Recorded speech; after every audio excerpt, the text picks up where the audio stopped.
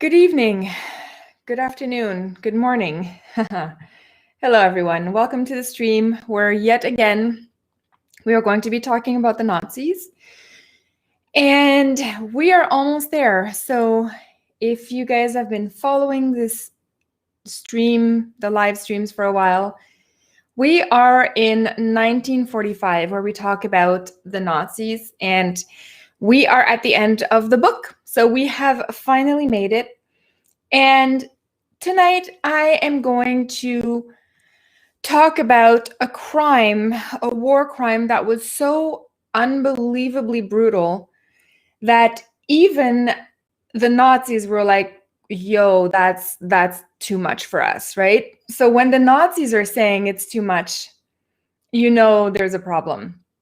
So, hey Crit, how's it going? I'm so happy you're able to join tonight. It looks like you're the only one so far. I'm sure I'm blocked everywhere except on DLive, eh? That's where you guys can see the content more. I don't think people are getting notifications anymore on YouTube. We'll see. But anyways, I hope you're doing well tonight, Crit. And yeah, living the dream. Obviously, we are all living the dream right now, the communist dream.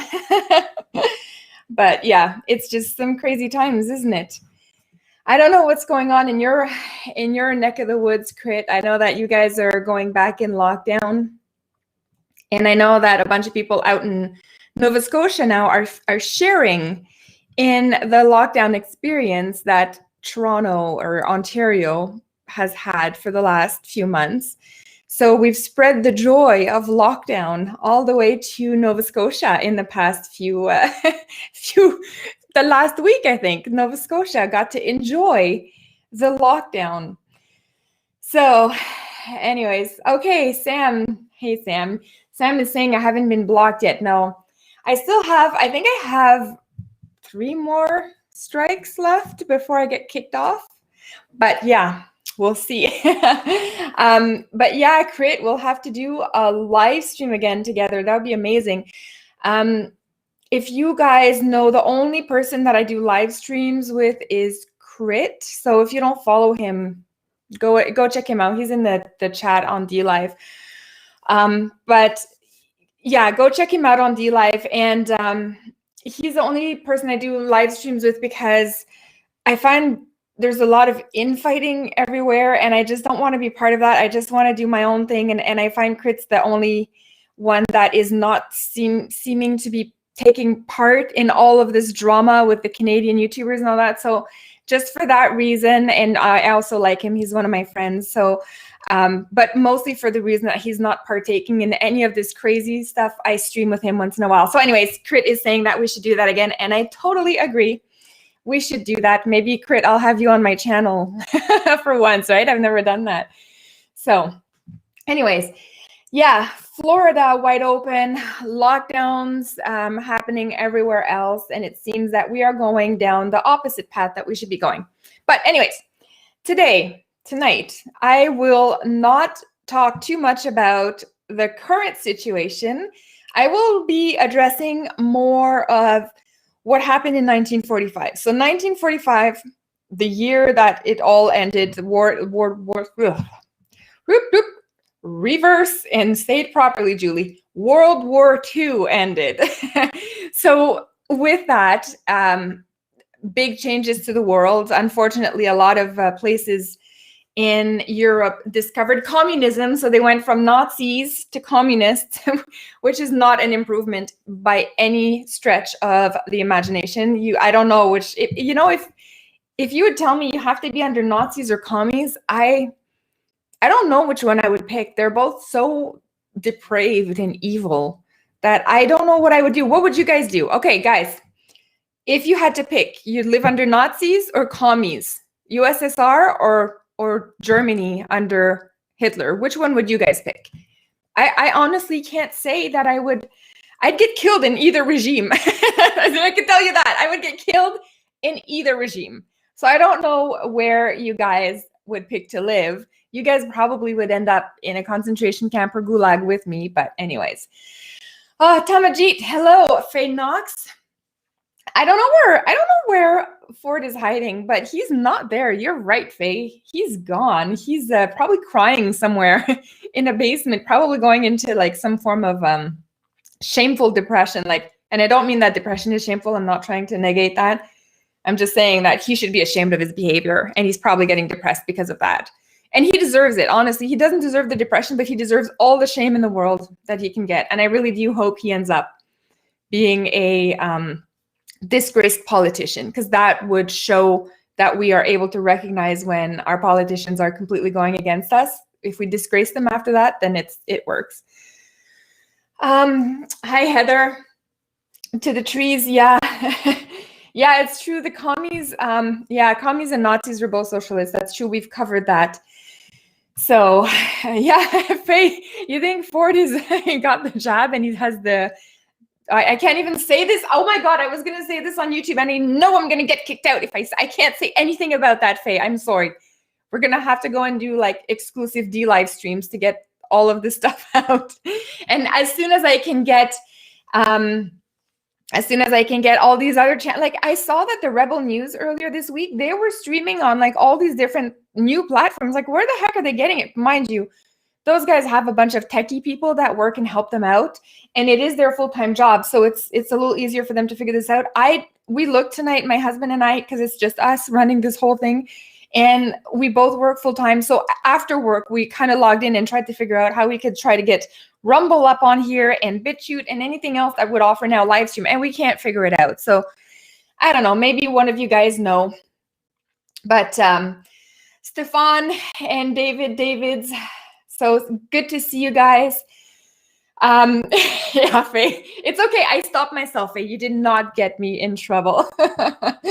But yeah, if you get the plasticine and it doesn't go well for you, you do have to end up hiding somewhere. And I really feel bad for people. Like, the more I'm looking on, I should say this, every time I log on to Facebook, I do see more and more people with the proud virtue signaling of the plasticine. And I'm thinking, we're going to be the minority soon. So it's a new kind of minority. Maybe we get some kind of exemptions for that, right? Is that the right kind of minority that where we get all sorts of privilege if we're the right kind of minority? Well, I don't think so. It's a different minority that the wokes are talking about.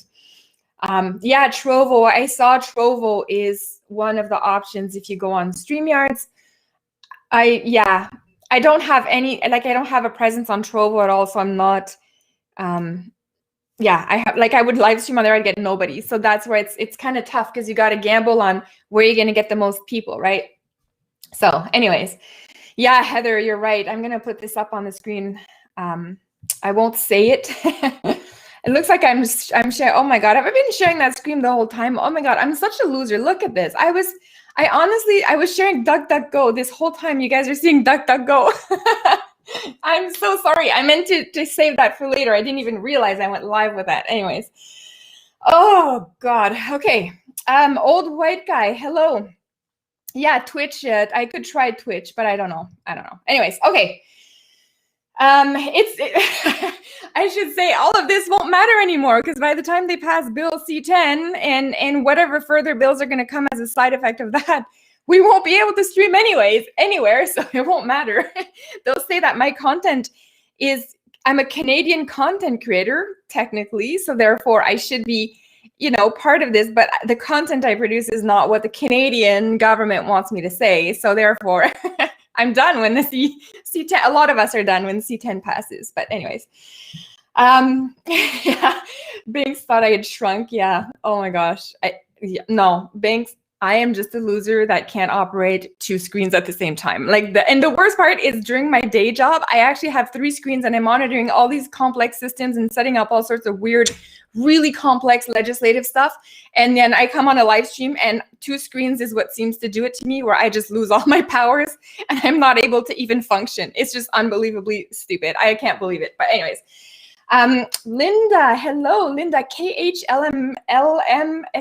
You know what, Linda? I have typed your name so much in the other people's chats when we meet in the chat room of other YouTubers that I actually have, it's my autocorrect has deem that your name pops up enough that I just type Lynn and it shows up the whole thing. So made it easy for me, right? Okay. And Christian Delorme, my bonjour Christian, mon français. I don't even know if Christian's French, but I just love his name all the time because I feel like it's a very upscale name. Like I feel like Christian owns a yacht and probably drinks champagne every morning. Every time I see his name, I think, oh, it's a nice name. So anyways, okay.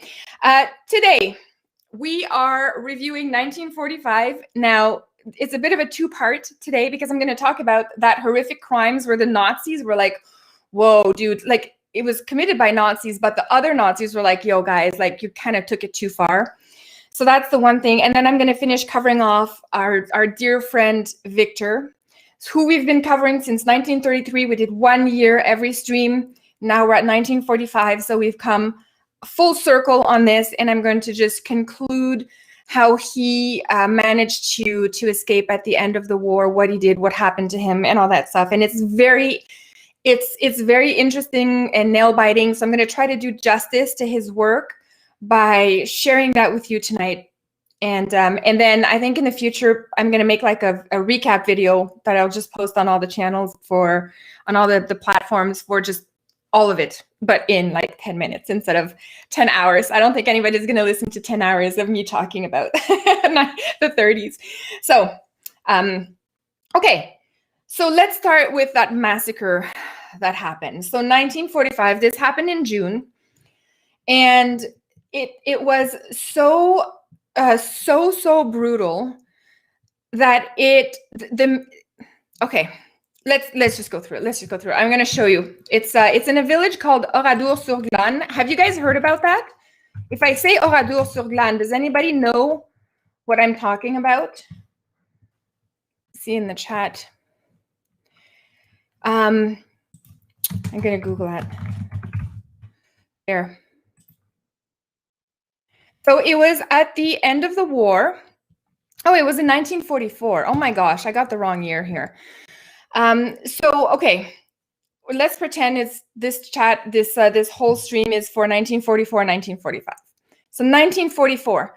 So the whole story, this Oradour-sur-Glane is a small village. They had about 700 people living there, tiny village. It's in France, and the Nazis were occupying France at this point, right? So what happened is there was a nearby village that had supposedly killed a bunch of SS officers.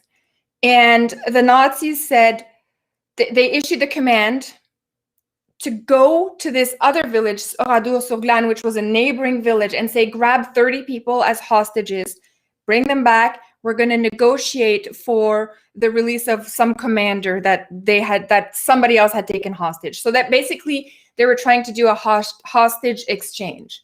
So their job of this group of Nazis was supposed to be going and doing the 30 people thing, grabbing them alive, bringing them, and doing the exchange. But instead, that's not at all what happened on this terrible day. I'm going to show you here. So, okay, Oradour-sur-Glane. So, okay, the village. I'm going to see if I can find pictures, actually. Sur-Glane, pictures. Ooh, pictures. Okay, just so we can see it now. There is some before and after. So if you look at this now, this is what it looks like. So you can see it's been decimated. There isn't very much left there. The buildings have been burned down, and the mayor of that city, a neighboring city, basically decided we're going to keep the village like this as a memorial. And the reason that I'm talking about this is because I want people to realize when you get so far down the road of depravity, this is the outcome. And this is why I find it really important to talk about, even though it's not a pleasant topic and I don't enjoy having to do these kind of depressing and very dark content. But it's important for us to realize why these things happen. I think this is the house here that you're looking at over here is the house of, I think it was the baker of the little village, and he had a bunch of of wine in his cellar. So that's why the Nazis burnt it last before they left the next morning. Anyways, okay. So what happened to this village? So 1944 in June, the Nazis came over with a mission to take 30 people. That's not what they did. Around, I think it was 2 o'clock they started. So they showed up in the village. There's only like 30 Nazis. It really doesn't take a lot of people to do a massacre. But they just arrived. And they said, okay, we're going to go door to door. We're going to grab all the people. We're going to say, meet in the main part of the little village. And when everybody was there, they started separating them. So they said, okay, all the men, you guys are going to go over here. And they separated them between like a barn. And I think there was like kind of an open field. And they took the women and the children and they said, you guys just go in the church. So the people, they did what they were told. Again, it's so easy in retrospect to say, why didn't they fight? Why didn't they fight? But I'm assuming and guessing that when this happened to them, they really just wanted to keep the peace. They didn't want to go against the Nazis. They knew they were in Nazi-occupied France. And so they were just, okay, let's go along with it. I think they honestly believed the Nazis were not going to do much that day. So they ended up going to the church for the women and children and the grange barns, the barns for the men and the boys. And they started firing on the men. When the women were away, they started firing. So they fired as many people as they possibly could, just killing them. If you were caught trying to flee, you were immediately shot as well while you're running away. And once you were done, they would put hay on top of you and they just burned all the bodies. And anybody who got up at that point, because they were faking their death, anybody who got up at that point, because they're burning alive now, then you get shot. So it was very tough to escape it. There's not much they can do. There is one story of a little boy who, when they were going to get his sisters at school to bring them to the main part of the village, the sisters wanted to go see their mom, so they went, but he was like, no, I'm not doing this, and he left. He's about 10 years old, and he's one of the very few survivors. I think there's 6 survivors. Okay, so what did they do to the women now? So they went into the church, and one woman survived, and this is how we know what happened in there. We have her account from this. What happened is this one woman said that all of a sudden, so all the women are in the church, and it's a village. So it's a small church, but every woman is there with her child.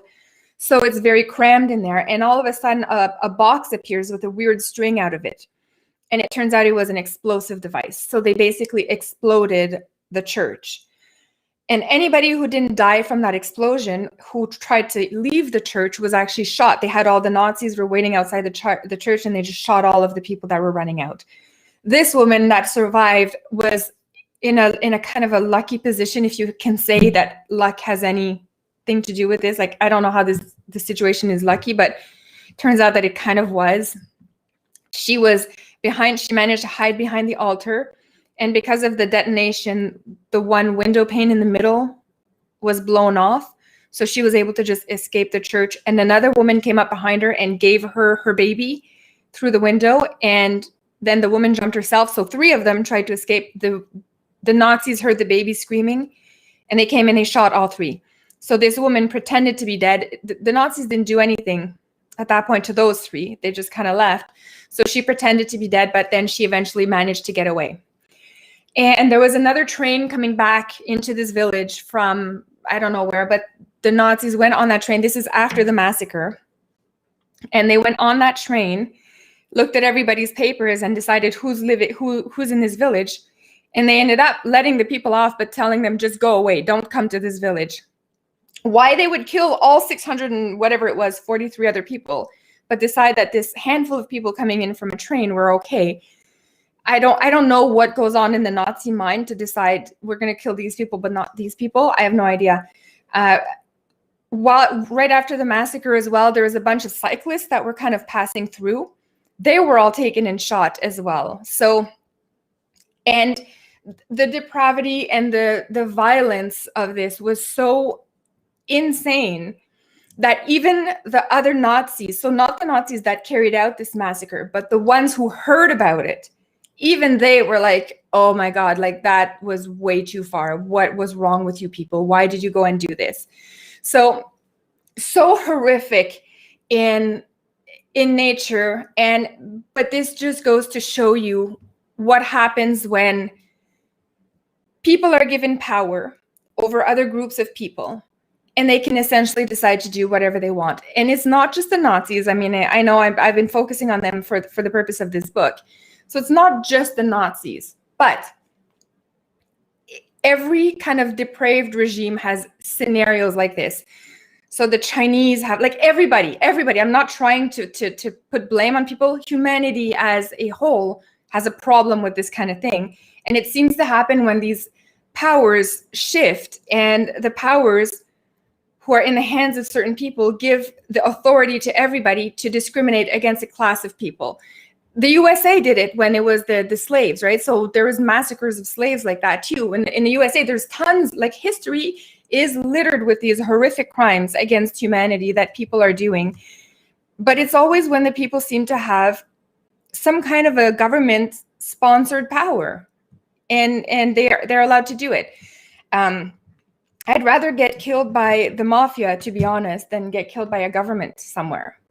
I mean, it's sad. It's sad that way, but it's kind of the truth. So, yeah. And you're like, hey, what happened to these guys? Were they tried at Nuremberg? Well, no, they actually didn't even get tried at Nuremberg, because they were redeployed to the front when they went back after this massacre, and they eventually ended up dying anyways at the front, just fighting the war. So they really didn't have nobody paid for this crime. And it's just so sad and horrific. And what happened? So anyways, I just wanted to bring that up today, because as our world is descending further upon, balkanization, this is the kind of things we have to prepare ourselves for. This is the kind of reality that will be present if we keep going down this path. And people who say, I often hear this, people like, and this, hold on, I just need to drink before I choke on. I don't know how people do these streams. Oh my God. But you know how people always say, leave the city, go to a small village, go to this. I don't know what the logic is behind that, because you might avoid the initial phases of violence that would happen in a city. But being like this in a small village does not mean you're safe. And this is an exact example of that. This is an example of people who were not in the city. They left the city and they're somewhere else in a small village, minding their own business. And all you need is for a group of thugs to show up and take over. And the Muslim world has tons of those examples as well. See, I'm not singling out everybody. I'm saying everybody's guilty of this kind of bad behavior, disgusting behavior. But it seems that this one stands out as one of the most egregious one, violent, for absolutely no reason at all. These people had done nothing to anybody. They were essentially minding their own business. They weren't spies, they weren't talking, they weren't French resistance, they weren't anything. They were just minding their own business. And some neighboring little town had suspected French resistance people in there. They had killed a bunch of Nazis, and they were suspected of holding some guy hostage. And because of that, these guys happened to go into a unrelated village that had nothing to do with anything and carry out this massacre. So about 600 and I think 640, something like that, around that number, people died from that massacre, and only 6 of them survived. So it, anyways, whew, okay, that was a depressing start to this. Okay, so yeah, let's check it out. I'm just gonna check out the chat, because I saw a few things in here. Political foolishness. Hello, I saw that you joined. Yeah, it's so true. I'm gonna put this one from Political on here. I don't know if I can, like, there's like 4 keywords in here that if I mention them on the live stream, the AI is gonna pick up on it and I'm gonna get a strike. So I can't. You're gonna have to read it for yourself, people. But But yeah, it's absolutely true. There, when you pick and choose and divide that way, and you can see it now, you know, with the plasticine, you can see now that that divide is being created, and it's giving the legitimacy to a group to go and openly attack people from the other group. And they think they have the moral standing. They think they have the better side, the better point of view. They think they're on the good side of history. They may not be. So anyways, okay. So yeah, Faye, you're absolutely right. I'm going to get to that today. That's a really good point. By that time in the war, the Germans couldn't feed themselves. That is 100% true. 100%. It's not good. So Victor says in his book, Victor's the guy that I've been reading the diary of, and he's been saying the Jews were afraid of the Gestapo and the Germans were afraid of the famine. They were afraid to starve to death. So he says everybody was afraid by 1945.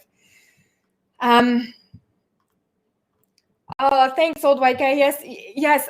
Somebody, I think it was Point Fire. Point Fire was talking to me last week in the chat, and he's like, Julie, why aren't you getting people to hit the like button? Like, people would if you asked them to. And I was like, I just don't want to bug people with that kind of stuff. But anyways, he was like, no, you got to do it. And I see that old white guy's in there, and he's saying smash it. So yes, please, if you wouldn't mind hitting the like button on your way out, on your way in, right now, if you feel like it, if you're near your phone, it really does help with, it used to help with the algorithm. I don't know anymore if it does, but anyways, yeah, if you're able to do that, that would be amazing. And I thank you in advance so kindly for this like. Okay, where else am I? Where else am I? Here. I see yeah, the balkanization, yeah, that's true. Okay, I think I'm just about ready. Tamajit, I'm just going to read what you're saying. My dear friend, the plasticine is now, yes, okay. Oh, so as you guys know, I have 3 kids.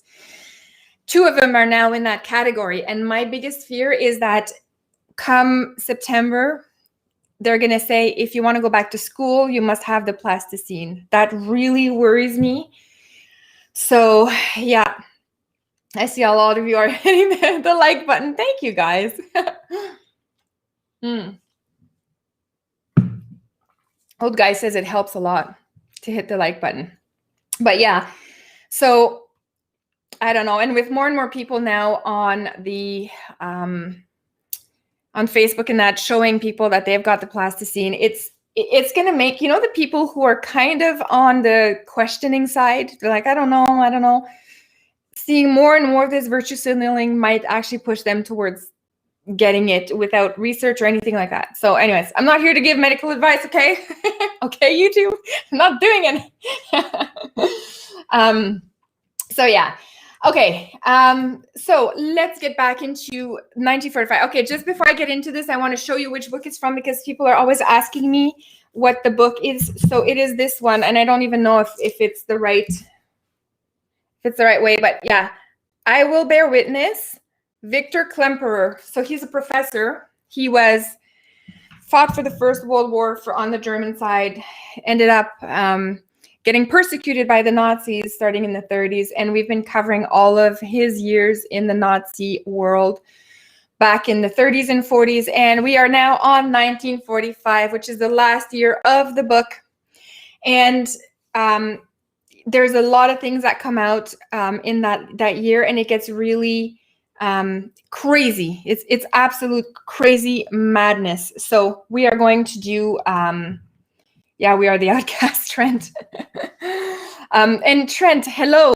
I'm so happy you're here. Saw you on V's stream the other day. Super happy that you're here. V is also one of my favorite YouTubers. I've been following him for years. So anyways, if you guys don't know him, go look him up.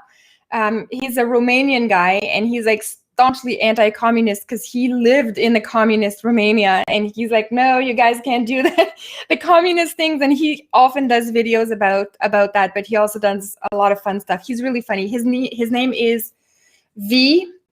His name is V. It's Romanian TV. So TV. Let me put it in this. Let me put it in here. Romanian TV. There, I put it in the chat, guys. Go look him up. He's a funny guy, and he does a lot of awesome work to warn people against communism. Okay, so 1945, the rations are getting insane. So, for example, if you had a ration card and for food, and you'd be expected for it to last for 4 weeks. Now the Nazi welfare system is coming out saying, oh, your ration card is going to have to last you for about 5 or 6 weeks now. So, and the same thing for everything, for like soap. So they used to get like tiny pieces of soap, and they would say that that tiny piece was expected to last 4 weeks according to the ration card, but realistically only lasted for days. Well, now by 1945, they're asked to make that tiny piece of soap last 8 weeks. So it's insane. 1945, Victor mentions how they're starting to hear some of the terrible things that the Muslim infantry is doing. So you guys know how the Muslim world was looking at the Nazis going, you guys are doing a really good job with the Jews here. So how can we learn from you? Like, how are you getting rid of them and all that? And the Nazis started an alliance with a lot of the Muslim surrounding countries, and they would grab some of the Muslim troops and put them in the German Nazi infantry. And then off they would go to pillage village and all that. And there's a story that Victor talks about when he hears about them. So one of the women in where he lives is saying that this Muslim infantry is going in and attacking villagers and raping women and doing all these horrific things. And one other guy stops and says, don't you worry, like, these are Germans. They're Germans going in, and they won't do that to these people. They're Germans. And they actually ended up saying, that the women are saying, no, these are no longer Germans, and they don't care. So anyways, these are the kinds of things that now is starting to make the rounds, the news in 1945. They're starting to hear about some of these massacres. So that's one of the things. So even while they're still losing the war, so you know how Hitler's been doing his 1st of January speech every year.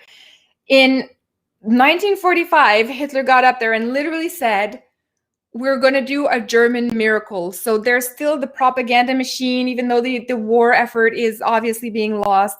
Everybody's decimated. There's no food. There's no clothes. There's no tanks. There's nothing left. Everything's gone.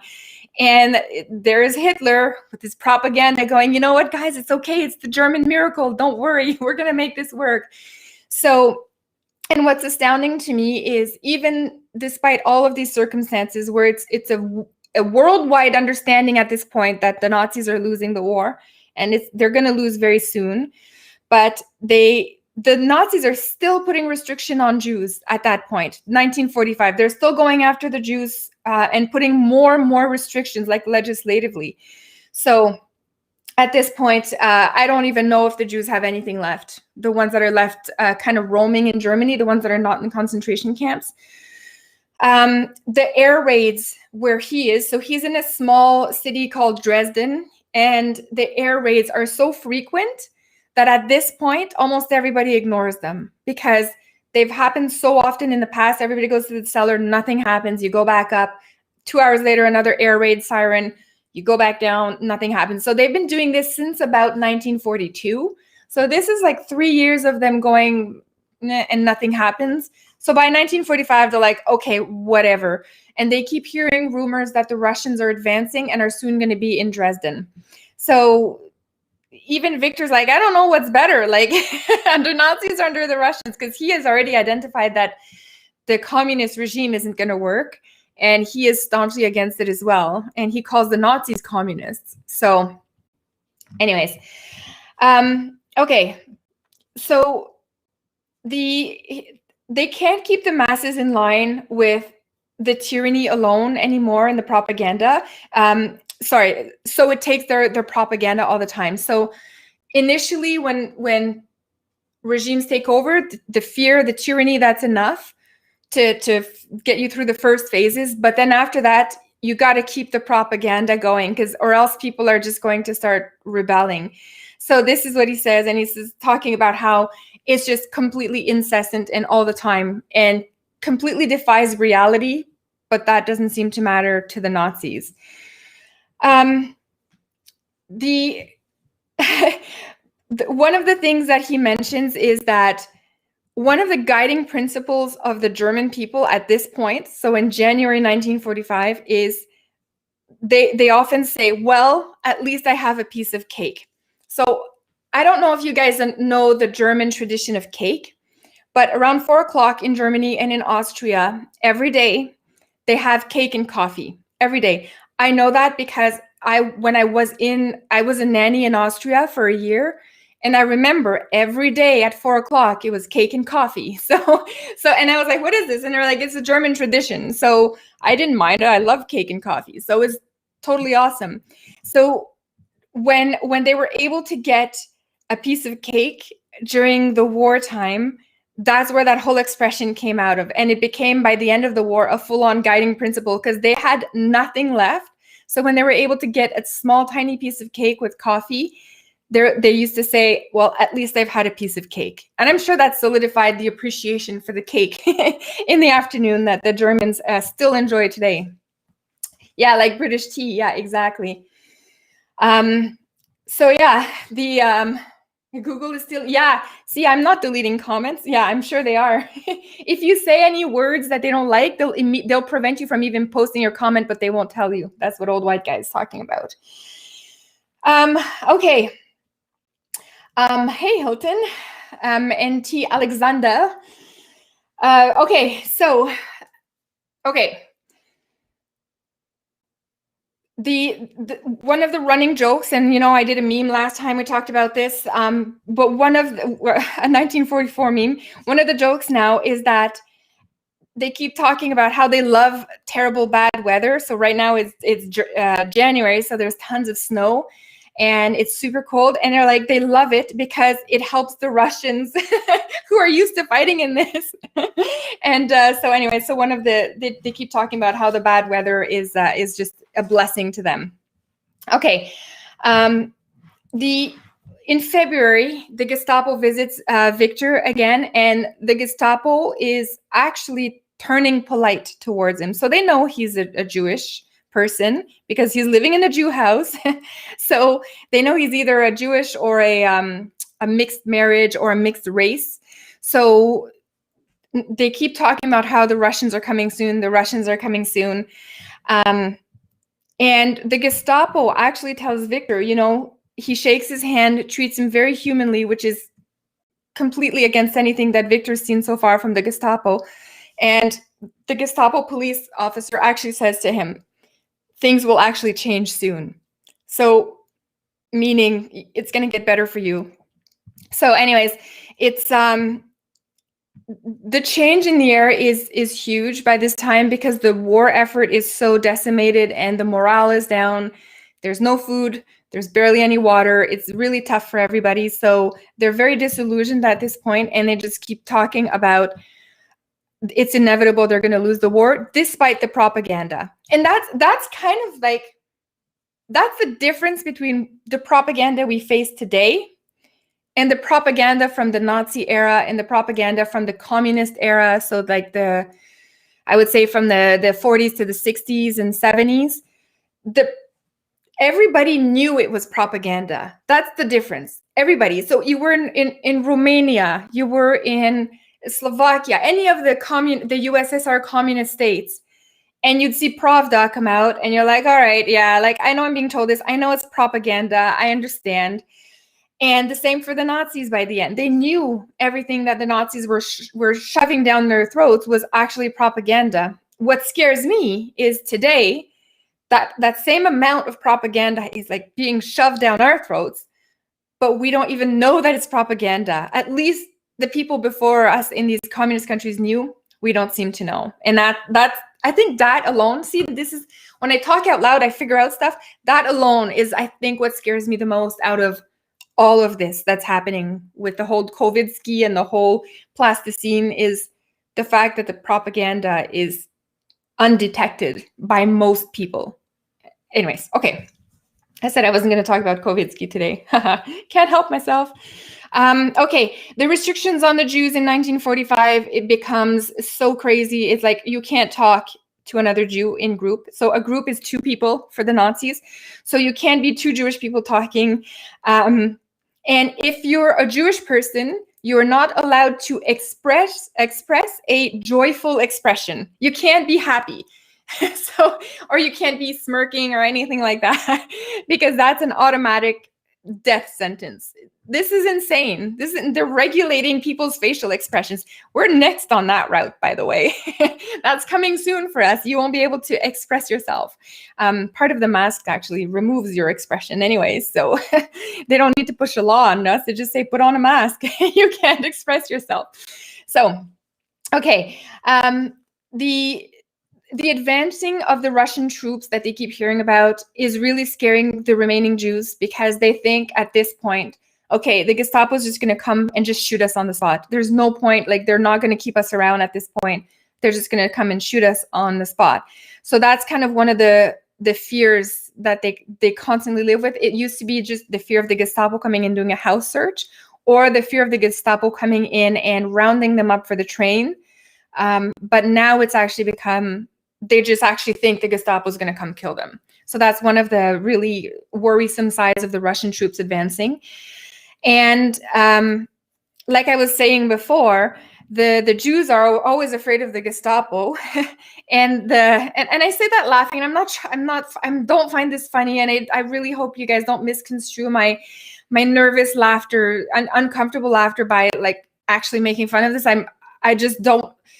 I find it so appalling that I don't even know how to react anymore. But anyways, okay. But yeah, the Jews are afraid of the Gestapo, and the Germans are afraid of starving to death. So everybody's afraid of death. It's just the manner of death by 1945 comes differently based on which group of the society you're in.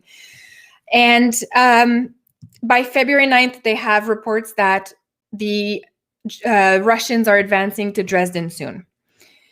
So at this point, a lot of people have defected from the military, and there are now some orders going out to people, to the Aryan homes, saying you do not feed soldiers. So if you see soldiers wandering and they come knock at your door and ask you for water, for food, for a place to sleep, do not help them. They are defectors of the army and they deserve to die.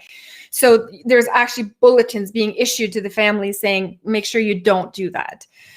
And people are starting to remove pictures of Hitler from their home at this point as well. Even like the high-ranking people, they're starting to remove pictures of Hitler. Not just, initially they started by just hiding them behind another picture, but by 1945, the general consensus is we're going to have to just take the actual picture out of the frame and put the other one in, and make sure you burn that picture of Hitler.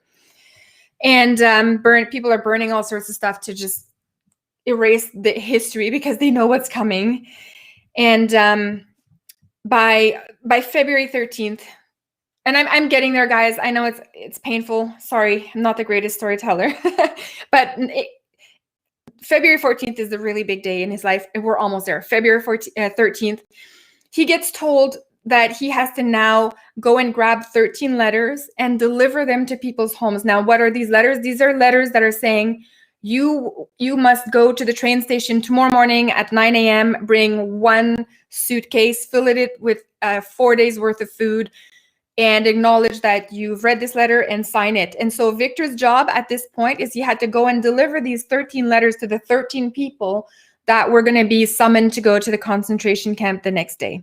So he gets his stack of papers and he starts visiting the people, and he talks about how horrific it is. Like he sees a mom and her child is crying, like her child is crying. He sees another mom, her child is just talking about the teddy bear, has no idea his mom's about to get sent off to a concentration camp. So that is essentially his day on February 13th. So he finishes that. He goes back home. It's 9 o'clock. He finally gets a chance to sit down for coffee. And when he's sitting down for coffee, the air raids go off. And of course, they don't care because they're like, whatever, this is 3 years of air raids. We don't believe it one bit. And they actually have bombings happen. So right away, as soon as the bombings have started, they hear that like the air raids are going on, and incendiary bombs are being thrown. So stuff starts to explode all around them.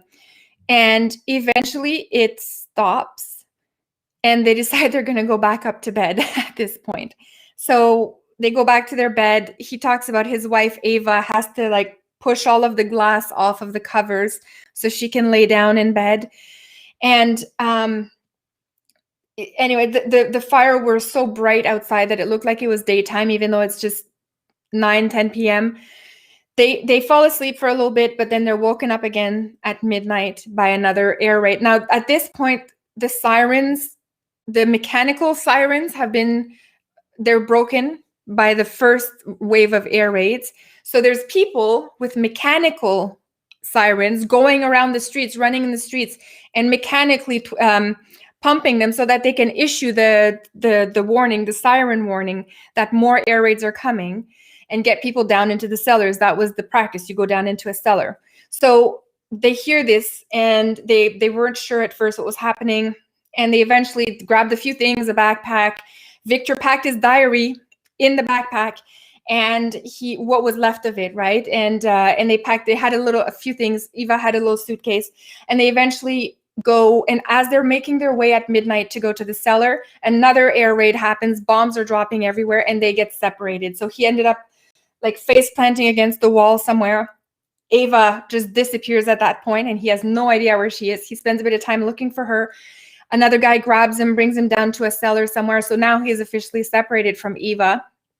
And he basically takes cover in a passage of one of the cellars, a passageway with a whole bunch of Russians.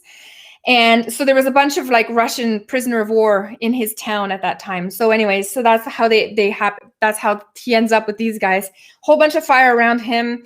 And at this point, he actually records. He's not writing his diary while this is happening. He obviously wrote it after, but he says that at that point, when he's under the cellar, listening to all these bombs go off and feeling all the heat and everything, he says he's not even scared. He's not afraid of anything. He's just exhausted. He's tired. This has been years of this war effort. Everybody's just done. So he mentions, and I thought that was a very interesting statement to just show you how tired, demoralized, and years of this awful treatment can just end up where you actually don't even care about dying anymore. You're not afraid. You're just tired. You just want to sleep. So anyways, so he stays there, and it seems to keep him safe. There's he runs into a Dutch guy, and the Dutch guy had actually just escaped from the prison. The prison was on fire, and because all the cellmates were in there, nobody was there to let them out. They all died in the fire. So I think these are like really interesting things to read, because this is not the kind of information you find in history books. It's really just people on the ground going through these traumas, actually relaying the messages to other people. So that's the Dutch guy. He got lucky because somehow the way the explosion worked, there was a hole in the wall where he was able to escape. Something like that, because he was in jail and he ended up going and leaving, but he heard the other prisoners who were stuck in there couldn't get out. So anyways, he spends a bunch of the night looking for Ava. You can't find her, and they basically tried to, so in Dresden where he lives, there is a big river. Let me show you guys. I'm going to show you guys. It's going to be easier if I do a little bit of show and tell. Here, hold on. I'm going to share this screen. Get out of Google, because Google. Okay. Let me see if I have DuckDuckGo here. I'm getting through all my pictures of Oradour. I was in DuckDuckGo before. I don't even know what happened. Okay, I'm going to use Google. Okay. Britain map. Germany. Okay, I just want to show you guys what the strategy was here. I have to go. Yeah, there we go. If I go in maps, that should help. Okay. Let's back out of here. There's Dresden. And if you look super close, we're getting there. Right here, this river, right here, that's Elbe. So the Elbe River. So basically, I'm not exactly sure which side he was on, but what ended up happening is people were trying to get away from the major parts of the city that were on fire. So everybody was kind of making their way to the Elbe. So you can imagine all these people, these refugees now from all of this city destroyed, all walking towards the river. And they're talking about how there's tons of bodies everywhere, and it's just awful. It's just complete carnage. And everybody's making their way to the river to cool off, to get a bit of the openness that's surrounding the river, and it's not the city downtown. So anyways, everybody's making their way there. And Victor ends up reuniting with Ava. He makes his way to a place that he knew really well. It was like a open, I can't remember how we called it. And let me see if I wrote that down. Oh yeah, a terrace. I don't know how to say that word in English. A terrace. See how nice it is in French. Terrace. It's so anyways, he goes there and he actually finds Ava there. So she had ended up, when the initial explosion happened, when they were separated, she got taken in by another group of people that found her right after the explosion. They just grabbed her and helped her get into the cellar, but it was a different cellar than where Victor's Russians people took him. So they were just separated that way, and they ended up finding each other, which is, I thought that was really sweet, because they both survived the bombing and they're both reunited after what must have been a really freaky night. So she had also spent part of the night looking for Victor when she was wandering the streets as well. She couldn't find him. So, okay, now he makes a really important decision, which is life-changing for him at this point. So it's the morning after the bombing. Everything is like on fire still around him. He has no more house. Nobody has anywhere to go anymore. They're all wandering the city. And he decides at this point to remove the star from his jacket. So Ava takes out a pocket knife. She cuts out the star, and now he no longer, and they get rid of it. So now he's afraid of getting recognized as a Jewish person. So they're trying to get away from Dresden as much as possible. They end up going to some kind of a military base that's not too far off. And from that military base, they end up trying to move away from Dresden as much as possible. This is how he managed to survive. If he was caught, he would have been executed on the spot. And he did all sorts of stuff that Jews were not allowed to do, like taking the tram, going to restaurants, like all these things. And he even lied on a kind of a mini census when he got to the military base, where they said, "Are you a Jewish or mixed race?" And he said no. So that's the decision that ended up saving his life, because from that point on, he was able to leave Dresden and become incognito by going further away from it and not having the risk of running into anybody he knew. So that is how he survived the war. After the war ended, he went back to Dresden. Everybody's rebuilding everywhere. And he ended up being reinstated at the university where he was a professor. So it was a very, and of course, now he's under communism, because if you look at Dresden, let's back out of this map here. Hold on. Okay, back out, and I'm going to show you again in the show and tell. Okay, so I need to back out. I need more of Germany, Come on. Okay. So Germany. So if you think about it, so this is Dresden, the nice red mark here. And what happened after the war is they went like this. They went boop, boop, over here and cut all of this chunky chunk off here, and this became East Germany. They took Berlin, they split Berlin in half, because they're like, we want half of Berlin for commies and half of the Berlin for the other, right?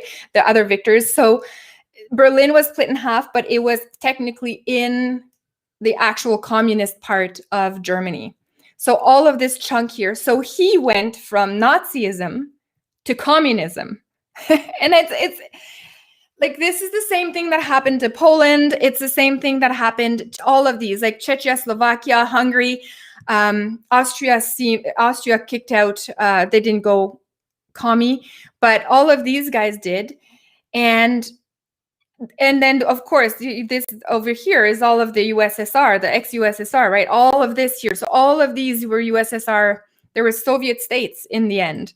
All of this, including Romania, right here. Big shout out to V, Romania. So like everybody here is now communist until the 90s, and Germany was part of that. So again, Poland did the same thing. This is why you have so many Polish people now that are so appalled by what they're what they're seeing today everywhere. They're like, I did a video, I think it was like almost 2 years ago now.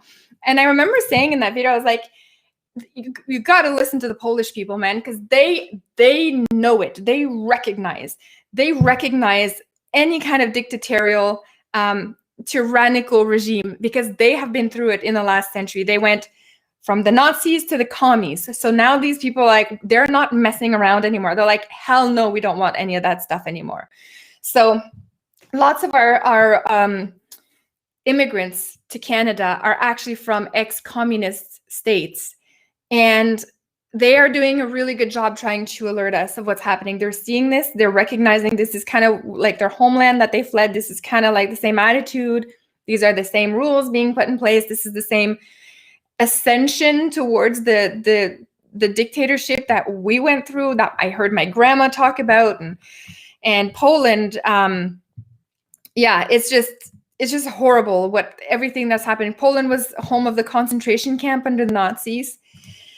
Ukraine, famously known for their awful famine that killed, I think was it 4 million, 6 million? How many people died? 10 million? Oh gosh, I can't remember. Can't remember how many people died in the famine, but it was called the Holodomor. I don't know if you guys have heard about that, but that was also a horrible thing. See, you guys, I know I've been talking about the Nazis a lot, but I know a lot about the commies too. The hate is equal for all of them. But yeah. So yeah, they did try. Binks is right here. They tried to get Denmark, Austria, and Italy, but they didn't. They weren't able to get those states. They got mostly the Eastern European states. But yeah, they tried to do. Look, old white guy's also talking about the Holodomor. That was in Ukraine. So I have friends from the Ukraine, and their grandmas used to talk to them about the Holodomor. So I have a lot of friends from communist countries, like a lot of friends. Like, you remember when I told you guys, almost all of my friends are immigrants, and it's not a lie. Like, almost, I barely know anybody that was born in Canada that I hang out with. Like, they're all from these Eastern European countries, and they all came here either themselves when they were kids or their parents, and then they were born here. But still, they hear about all of these stories, and they are the ones that are recognizing this. So one of my really good friends is also from Romania, and her parents fled because of Ceausescu, the dictator, so the communist dictator. So anyways, yeah. So terrible things have happened there, and I just really hope that we are not going to go down that route in Canada. I'm just sincerely hoping that we are not the next commie state, but I sadly think we are, because not enough people are recognizing the potential danger that is arising right now. And it's not like, I don't think they're going to do the exact same thing. I don't think it's going to be like Stalin, when he went and took the land of people and made communes instead, and said to the farmers, all right, you guys are losing your private land, but you're all going to go work at this farm here for the commune and collectively produce. So that was called the collectivization in the USSR. I don't think that's what's going to happen. Mao did the same thing in China. He did collectivization of farmland and the rapid industrialization. That was Mao's thing. And Mao screwed up big time, because he started getting people that were not skilled in producing things to make steel. And eventually, like, all sorts of stuff started to break down all across China. Like, that was a huge mistake. And of course, they're never going to blame the Communist Party for that. It's always going to be the fault of the workers. So that's kind of what his deal was. But he still did the collectivization.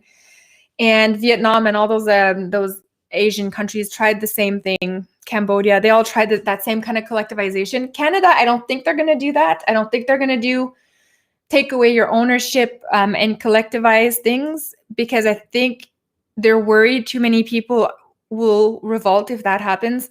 It's going to be more of a digital war at this point, a digital communism. It's communism in the digital world, and Stalin's gonna be like, why was I not born in the 2000s? I could have had so much more power. But yeah, that's what they're gonna do. So it's elements like Bill C-10, and by bringing in online banking and things like that, that is an easy way for people in a position of power to cut your access to money. So they don't need to take your money away. They just need to restrict your access to your own bank account. And then they don't physically need to come and remove the money. They can just take it that way. So the more digital we are, the more problems we're going to have, because that's the way they're going to go. It's going to be more of a restricting your freedoms and making you unable to participate in life, kind of like China does. China does that with their social credit system, the travel passports. So I don't know if well, actually, wait a second. We're getting travel passports. Did you guys see that? Hold on. Last thing before I go tonight, guys. I know it's 8. My time is up. But let me just show you in the news this week. This is something that a lot of us have been worried about. Passports, Canada. Okay. I should say vaccine passports. Hang on. Okay. I saw, because I follow what's her face on Patty Haju on Twitter, and I saw her. So this is the news from one day ago. Takes a while to open, and hold on. Okay, so Canada will align on the plasticine passport with international allies. So that's beyond are we going to introduce a plasticine passport? That's beyond that. We're already there. Now it's about finding allies that are going to allow us to do this kind of tyranny on our own people. What other country is going to go along with this with us? So, and then they're going to open travel between those. And yeah, you know who it's going to be? It's going to be, okay, international allies. Who are these international allies, you might wonder? It's going to be China. So you'll be allowed to travel to China, but you can't go to the Caribbean anymore, or things like that, right? So whichever, like you won't be able to go to Florida. But international allies, like, come on, Trudeau, we know who that is. So anyways, anybody who is willing to have a more tyrannical approach to their population is these people, is going to be the allies of Canada. So historically, to date, we have been aligned with the United States, which was the right move. If one country is going to be in charge of the world, you can bet you they want it to be the States. But now it's going to be, we're beyond, there's no question anymore. Is there going to be a plasticine passport? That question is answered. Now it's, who are we going to roll this out to on an international level? And once that is rolled out internationally, it's going to come in-house, and it's going to be provincial. It's going to be local in the sense that you have to present that if you want to go to a restaurant, right? And there's going to be the segregation. So it's going to be, well, this restaurant is for those that are not plasticined. This restaurant is for the plasticined people. So segregation, yet once again, we are heading down that path. So yeah, it's just, how do you say in English? In French, we would say attache ta tuque. Any French people in there in the chat? Yeah, it means hold on to your hat. Hold on to your hat. There you go. Okay, hold on to your hat, because this stuff is coming real soon, and we are going to be stuck in the middle of all of this. So yeah, it's historically, when these kinds of segregations and divides have happened, it does not end well. It does not end well, especially not for people like us who just want to be left alone and have the power to, the individual power to choose what to do with our own lives. we are the ones that are going to pay the price ultimately for all of this with either our life or our freedom. So what a nice way to stop the stream, Julie. So good. Such a pep talk today. We went from a massacre to a bombing in Dresden where Victor almost died, and now how we're heading down the plasticine passport route. We're all gonna have our freedoms.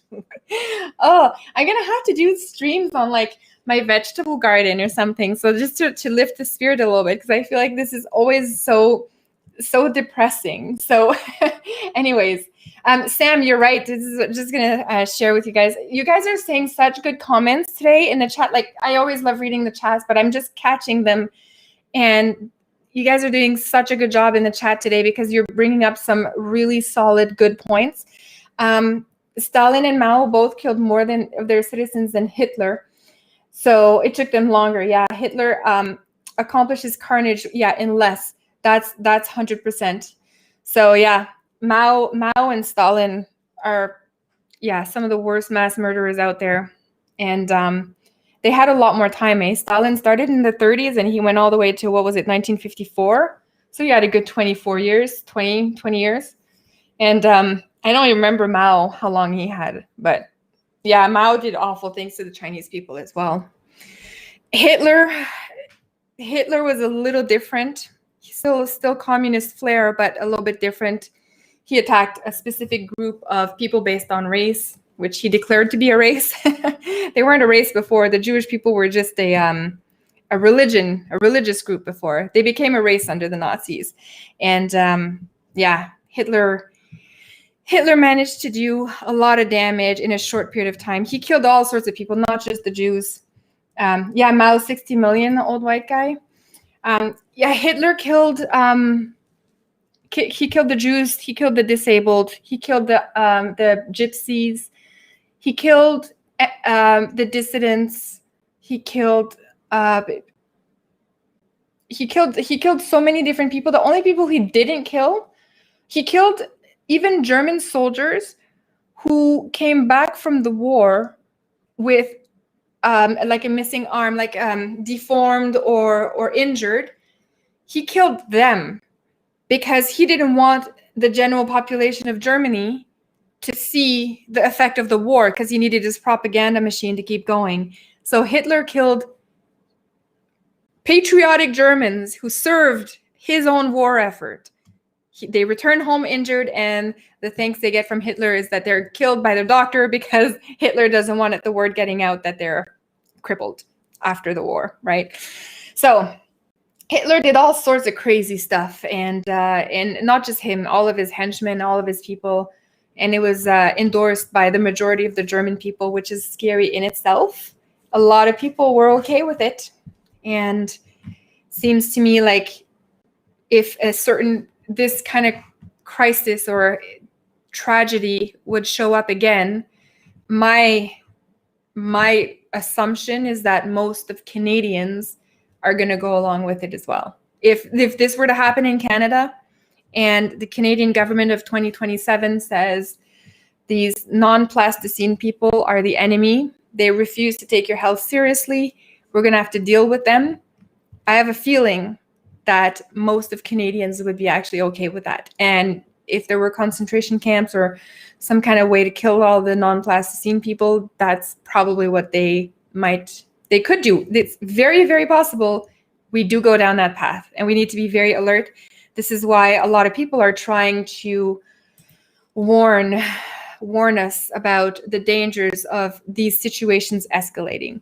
And like we saw with Victor's case, it started by manageable pieces at first. You were okay with the propaganda, you took it, you accepted things, you accepted the changes slowly. By the end, by 1942, everything started going really, really fast, and it amped up. So it only took 3 years. Most of the people killed in concentration camps were killed between 1942 and 1945. It took 3 years for them to do the most amount of destruction they possibly could.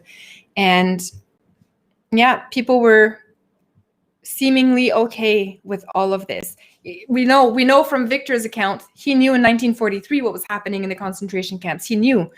So the fact that the German people are saying we didn't know what was going on there, I don't know how much I believe of that. I really don't. With all the propaganda, anti-Jewish propaganda, and all the people talking about it in the coffee shops, and I don't understand how the German people said they didn't know. But anyways, we have to be careful because this exact scenario may very well happen here. As soon as a group of people is established as the other, this is the path that we could go down. So if we're not careful, if we don't accept the individual freedom and ability to pick and choose what we want to do, if we go down the other route with the plasticine, where you have the plasticine and the other, we're going to go down the Nazi route eventually. It's just a matter of time. And if we go down the route of the plasticine is mandatory, then we're going to go down the Stalin route. One way or the other, we're going to pick which of the two flavors of communism we're going to go down, or socialism, I should say. I don't know, but those are the two places I could see us going if we don't get to keep our freedom. So anyways, next week I will talk about my plants. No, I'm just kidding. Okay, before I go today, what are we going to do now that we are done reading this book? So it's been 2 books, guys. I actually have both of them here. Look, we've gone through both of these books. That's a lot of reading. Look how thick the second one is. The second one is especially lengthy, but 2 books of the same series, but we got through that. That is what we talked about in the last few live streams. So what's next? Okay, well, I have an answer for you. Since we are heading down this communist path, I will teach you guys how to live in a communist world. And it's going to be part sarcasm, part funny, part preparation, really. Information that you may not need now, but you'll need in 10 years when we're in a communist socialist state. But yeah, that is where we're going next. So stick with me for the next few live streams. I will prepare those kinds of presentations for you, and we will learn together how to survive in a communist environment. If we're going to go down that route and more, anyways, we might as well be prepared, right? So anyways, okay, that is it for me tonight, guys. Thank you so much for joining. I appreciate you all. Thank you for all the comments. I hear a lot of like was hit tonight. You hit the like button. I love it. Thank you so much. And I will see everyone in the next stream. Bye, guys.